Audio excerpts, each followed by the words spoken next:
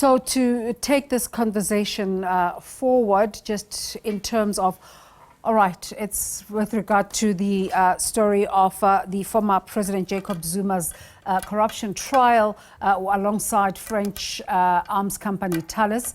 Senior legal analyst and member of the South African Bar Association, Adv Romeo Nthambeleni, joins us now on the line. A very good day to you, Adv Nthambeleni. You've been watching the processes today. Your thoughts just about what happened in court today? Yeah, thank you. Good afternoon to you, Desiree, and the viewers.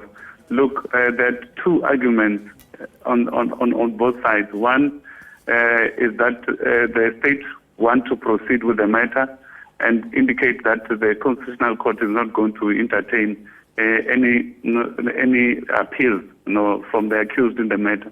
And on the side of the representative,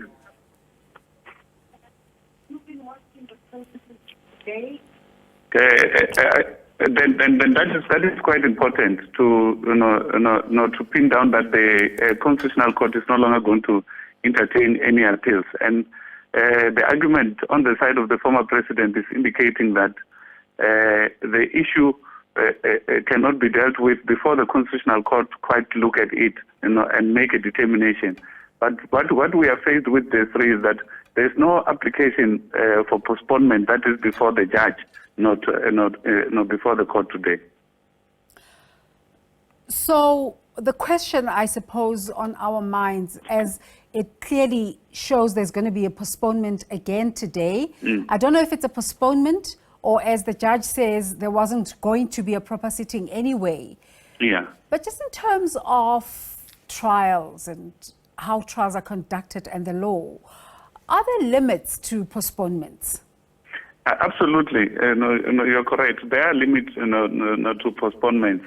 And that is done when those all other remedies that the accused person have been exhausted. And unfortunately, in this matter, those are not exhausted because we are facing two proceedings. There is an appeal that is pending, and that they argue that is pending before the Constitutional Court on the decision that was taken at the Supreme Court of Appeal of a reconsideration order that they have brought.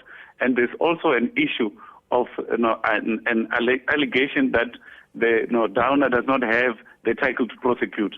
So, for them, if these two matters are not dealt with, then there cannot be proceedings that can actually continue in the absence of these matters in law being actually settled. And today you might have heard that there was an argument of saying that you cannot actually proceed to actually deal with the merits of the case in a criminal case when the accused person is not present.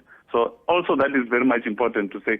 The Criminal Procedure Act and the Constitution does not allow that you can actually, under any circumstance, proceed with the matter in the absence of the accused. So these two technical points that are raised in law, they actually favors them to actually seek for postponement until these matters that are before court are actually finalized by the court, and then they can be able to set down trials to actually proceed.